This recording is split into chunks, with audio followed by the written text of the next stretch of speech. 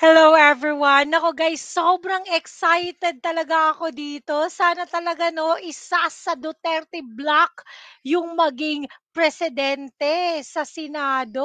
Naku, exciting 'to. Ito guys, panoorin natin. Napipisil naman ng Duterte bloc sa Senado na isabak sa Senate presidency ang isa sa kanilang manok, si Senador Amy Marcos o di kaya ay si Senador Bongo.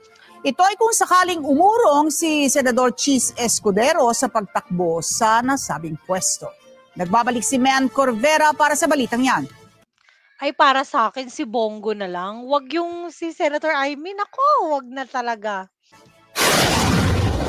Posibleng isa sa mga miyembro ng Duterte Bloc sa Senado ang tumakbo sa pagka-Senate President sa pagbubukas ng sesyon ng 20th Congress sa July 28. Yan ay kung uurong si Senator Francis Escudero sa Senate Presidency race. Ayon kay Senador Ronald De La Rosa, ilan sa kanilang napipisil na isabak sina Senator Amy Marcos at Christopher Bongo. Kung halimbawa ayaw ni Chis na maging Senate President, then our second option is somebody from within the Duterte 7 na aming ipupus. And then andyan naman si Senator Amy Marcos, andyan si Senator Bongo, andyan si Senator Marcolita, andyan si Senator Mark Villar, anybody can become Senate President.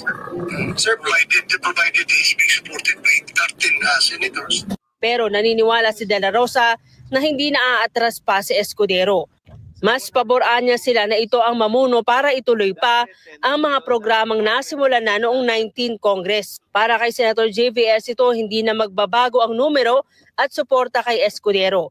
Isang linggo kasi anya bago ang pagbubukas ng sesyon, aabot na sa 17 hanggang 18 ang pumirma sa resolusyon ng pagsuporta kay Escudero.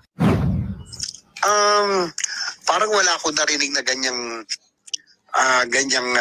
anggulo, no, na or ganyang information na may possibility na si SPGs ay hindi magtuloy o umurong kasi I would think he already has the numbers, no, to retain the Senate presidency.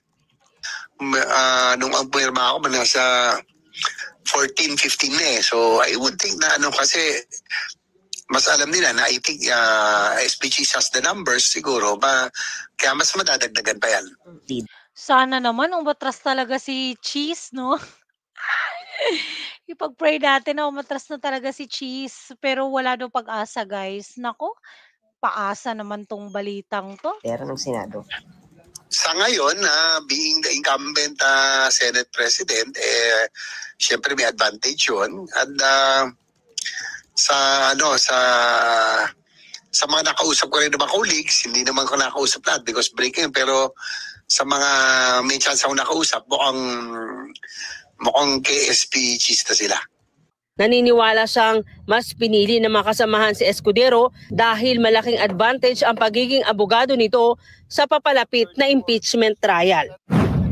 Kung talagang magtuloy na yung impeachment trial, because these are court proceedings, no? Lahat naman kami, no? We are versed with the parliamentary rules, pero iba po yung court proceedings, no? How can parang mahirap yata mag-issue ng court rulings kung hindi ka abogado. So I think malaking advantage kung si SPGs kasi nga abogado siya. Pwede naman si Marcoleta, abogado naman din si Marcoleta. Abogado din si Attorney Alan Peter Cayetano, 'di ba? Ang dami naman nilang abogado din yan si Amy Marcos eh. Oh, 'di ba? So nako, talaga sana talaga at umatras na yan si Senator Chis Escudero sa pagiging presidente. Excited talaga para sa Duterte block 'no, na maging Senate President. Wow! Naku guys, anong masasabi niyo? Don't forget to like and subscribe to our channel. Have a great day everyone. God bless. Bye!